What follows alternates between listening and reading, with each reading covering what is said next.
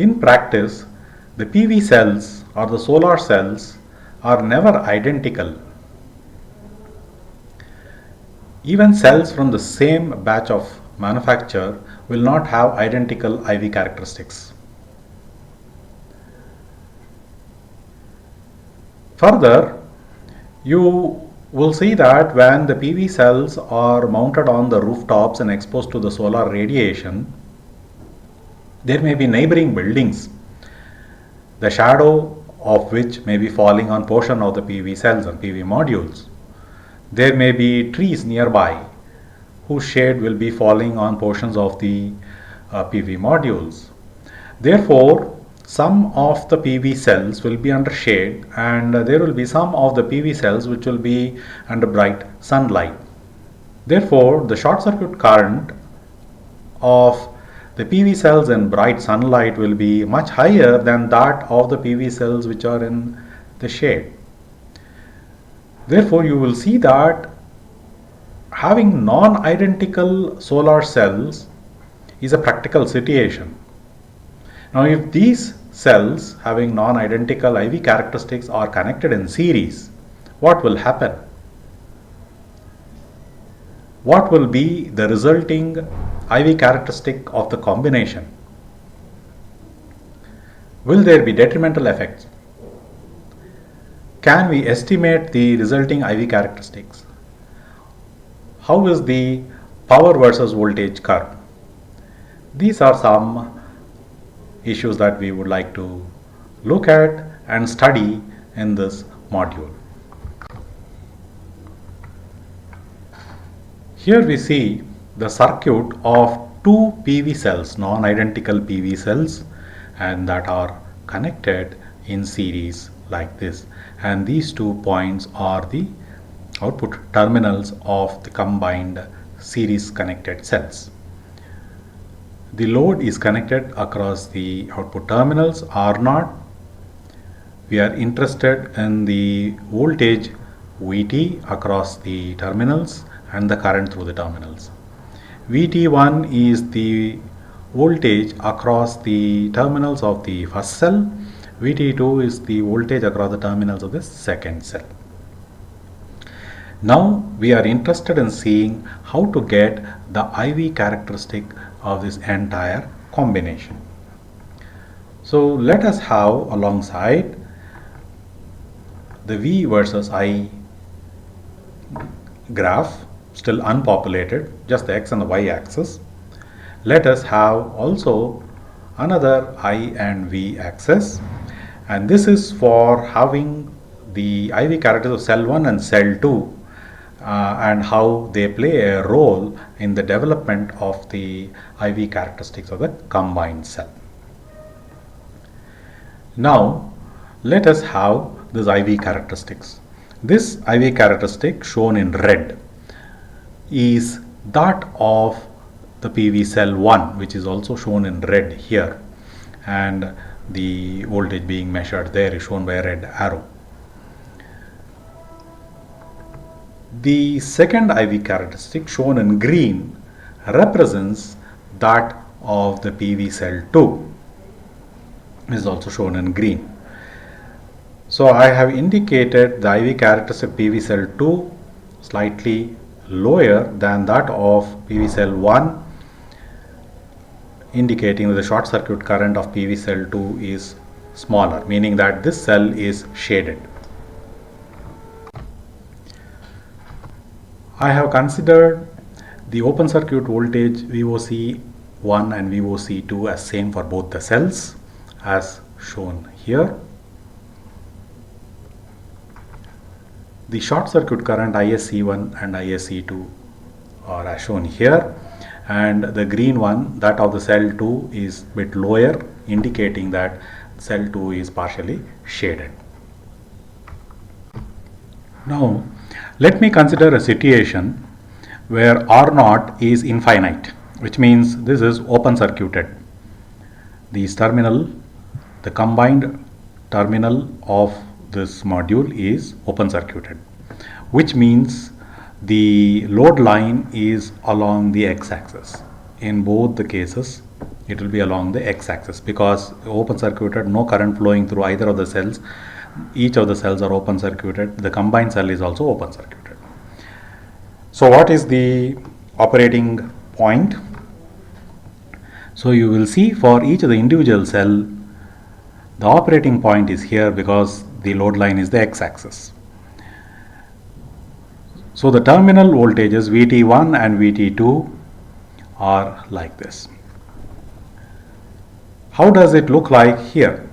So if you see VT, terminal voltage of the combined system, is this plus this.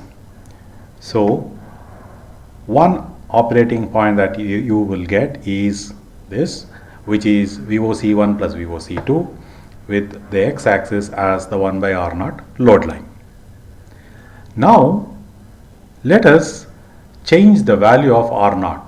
From open circuit, we will put in some finite value of R naught, and if we do that, let us say that some current flows. This is the current line. Likewise, the same current line is indicated here also, indicating that there is some current flowing through the external load, the same current flowing through each of the two cells.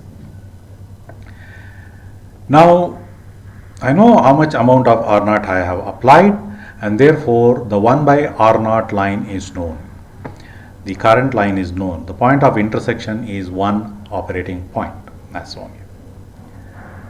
Now this current line here with respect to the two individual cells, you will see that the operating points are as shown here, the points of intersection, the respective IV curve.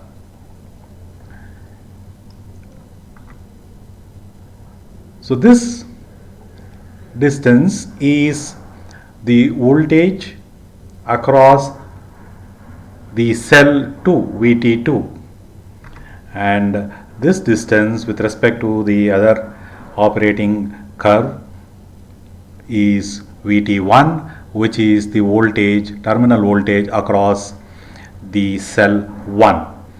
This voltage plus this voltage will be the voltage at this operating point here as shown, which is this VT1 plus VT2.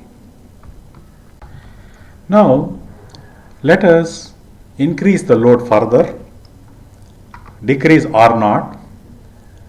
So you will see that the load line, the slope has increased. This is the increased I naught, the load current, and this is the point of intersection. This is the new operating point on the combined cell IV curve. So I get one more point here.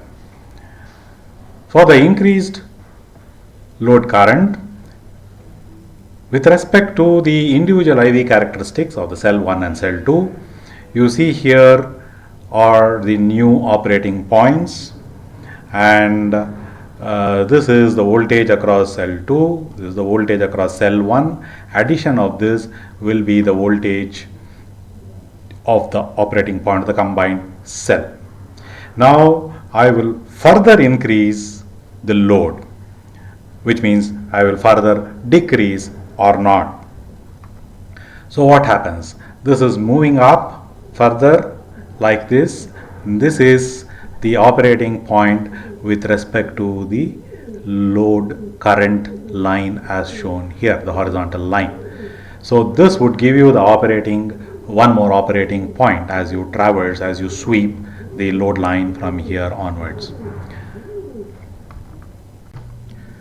So with respect to this load current, you see the operating points on the two IV characteristics of the PV cells is as shown like this, and you see the voltage across PV cell 2 is much reduced compared to that of PV cell 1, and summation of this is what you see here, VT1 plus VT2.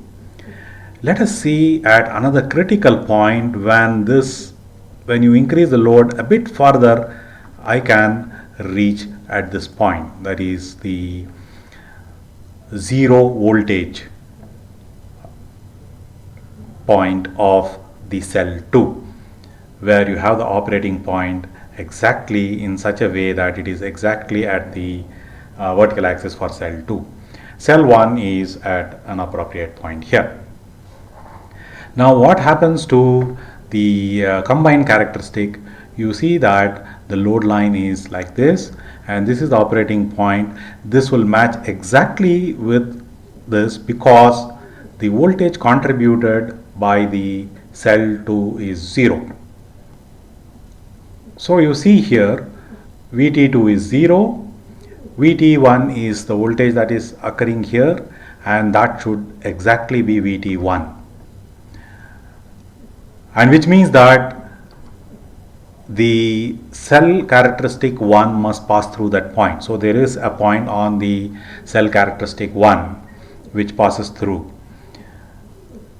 Further on, if I try to increase the load or decrease the current I naught, there is not much significant rise in the current, because you see that the cell characteristic 2 starts going on to this quadrant. It is not the generating quadrant. This is the only quadrant, the first quadrant is the only quadrant which is generating quadrant or the source quadrant. This is a sink quadrant for cell 2. So the voltage here becomes negative.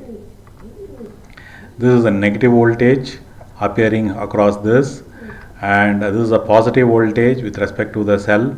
So cell 1 is acting as a source, cell 2 is acting as a sink. Summation of this one, VT1 minus VT2, is actually what is this point. And proceeding further, by if I decrease this still further to a short circuit, let us say 0. When you make it 0, you will see that the operating point here shifts here for this current. You will see that this voltage will exactly match this voltage such that these two will cancel and the voltage across the terminal is 0. So VT2 which is negative, VT1 which is positive, these two will exactly balance each other out so that you get an operating point here which is 0. Now let us look into some problems in series connecting non-identical cells. One of the main problem is that some of the cells will act as source and also sink. We saw that PV cell 2 under some conditions, operating conditions, was sourcing, and under some other operating conditions was sinking power, which means dissipating, and as a consequence that cell can become hot during that condition and deteriorate. Let us consider the IV characteristic of the combined cell and plot the power curve also in the same graph. So this is the power curve of the combined cell with respect to the voltage. Let me now superimpose the cell 1 characteristic. This is the cell 1 characteristic, as you will see, and the important point is here the intersection of the cell 1 characteristic with the combined cell characteristics. And at this point, if I draw the vertical line, we see that this is a crucial juncture. To the right of this line, you will see that both the cells are sourcing, and to the left of the line only PV cell 1 is sourcing, PV cell 2 is sinking. So this is the dividing line. Now at this line exactly, if you look at the power curve of P2, this is the power curve of PV cell 2. See that at this point, when the voltage VT2 is 0, the power that is delivered from PV cell 2 is 0. So it's now stops behaving as a source, and if we go still further down towards the 0 axis, it starts behaving like a sink. It's a dissipator in these regions.